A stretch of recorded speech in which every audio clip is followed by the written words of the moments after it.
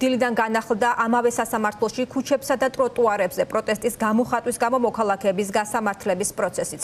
4 დღით ციხეში გაუშვეს ლაშა კაცია და ამირან ურუშაძე. ორივე მათგანი გზის გადაკეტვის საბაბით. კაცია რამდენიმე წუთის წინ სხდომათა დარბაზშივე დააპატიმრეს და ზესტაფონის იზოლატორში წაიყვანეს.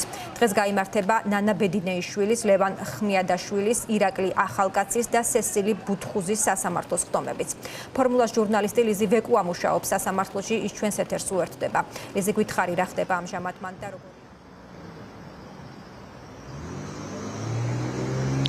Დიახ, თბილისის საქალაქო სასამართლოდან ბოლო ცნობების შესახებ მოგიყვებით, რომელიც არის ის, რომ ნანა ბედინეიშვილის სასამართლო პროცესი რამდენიმე წუთის წინ გადადო მოსამართლემ შინაგან საქმეთა სამინისტროს წარმომადგენლებს უფრო მეტი მტკიცებულების გამოტანას თხოვა სასამართლო დარბაზში, როგორც თქვენ აღნიშნეთ, რეჟიმის მოსამართლეებმა უკვე ორ მოქალაქეს შეუფარდეს ადმინისტრაციული პატიმრობა, ესენი არიან ლაშა კაცია და ასევე ამირან ურუშაძე, რომლებიც დააკავეს სასამართლო დარბაზშივე და გადაიყვანეს ზესტაფონის იზოლატორში და ამას გარდა მოქალაქეების გასამართლებას განაგრძობენ დღეს მოსამართლეები და კიდევ 5 მოქალაქეს გამოუტანენ განაჩენს მხოლოდ და მხოლოდ აქციაზე დგომის გამო, რუსთაველის გამზირზე, ტროტუარზე დგომის გამო, ან გზისავალ ნაწილზე და გზისავალ ნაწილზე დგომის გამო მოსამართლეები პატიმრობაში უშვებენ ადამიანებს მხოლოდ და მხოლოდ იმ მომენტის დროს, როდესაც ისინი შაბათის მარშის დღეს ფილარმონიიდან მოდიან რუსთაველის გამზირზე პარლამენტის მიმდებარე ტერიტორიაზე და სანამ გადაინაცვლებენ აქციის მონაწილეები, დემონსტრანტები პარლამენტის მიმდებარე ტერიტორიაზე უკვე ტროტუარზე ამ დროს შინაგან საქმეთა სამინისტროს წარმომადგენლები მაინც აფიქსირებენ ამ ადამიანებს და თვლიან, რომ ისინი არიან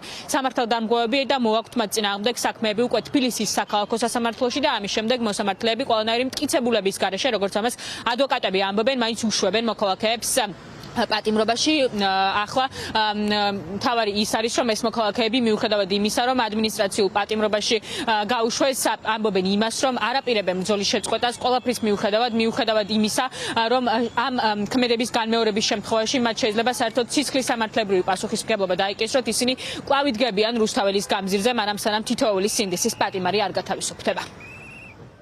რაღაც რეპრესიის მანქანაა, კონკრეტულად ჩემი შემთხვევა არის 31 იანვარი და 7 თებერვალი, გზის გადაკეტვას მედავება საპატრულო პოლიცია, გზაზე ვიდექი, თუმცა მსვლელობა გქონდა შაბათის მარშის და მივედით რაღაც პერიოდი პარლამენტის წინ გავჩერდით, ალბათ 9 საათი და გადავედით ტროტუარზე. როგორც ბევრს შეიძლება სავარაუდოა, რომ 4 დღიანი პატიმრობა მომისაჯონ მეც. პროტესტი არ სიამოვნებთ და მაგითო აქვთ ეს კანონმდებლობების აქტიური ცვლილება უკვე მთელი წელის და მეტის განმავლობაში და რავი ეს ძალოვანი სტრუქტურები და მთელი ინსტიტუტები მომართულია იმაზე, რომ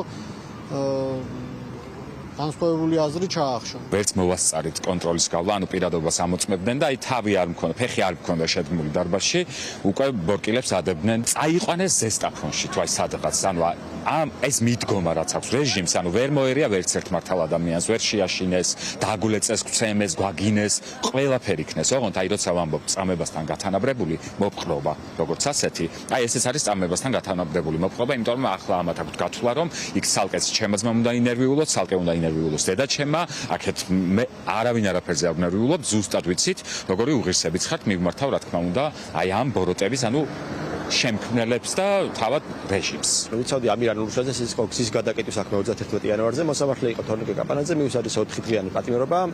ჩვენ საქმეში ვიდეო რამდენიმე წამიანი ვიდეო, სადაც ჩანს რომ როდესაც პოლიციელი არის მოსული რუსთაველის გამზირზე აქციის მონაწილეებისთვის რაღაცის სათქმელად, ამირანი მიდის პოლიციელთან, იმის ახლოს, იმისაც რომ მოусმინოს. შემდეგ მაშინ პოლიციელი ბრუნდება უკან, ამირანს გადმოდის ტროტუარზე.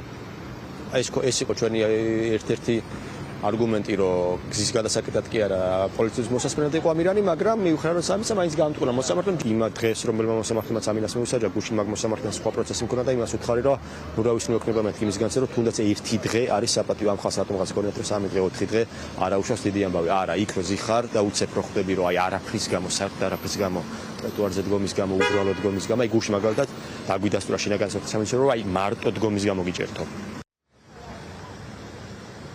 შეკრებისა და მანიფესტაციის კანონში შეტანილ ცვლილებებს დემონსტრანტები პროევროპული აქციების მონაწილეები აფასებენ როგორც რეპრესიების მორიგ ტალღას და დაშინების მცდელობას ქართული ოცნების მხრიდან, თუმცა როგორც მოისმინეთ, არც ერთი დემონსტრანტი არ აპირებს დანებებას, ვიდრე ამ ბრძოლას ბოლომდე არ მიიყვანენ.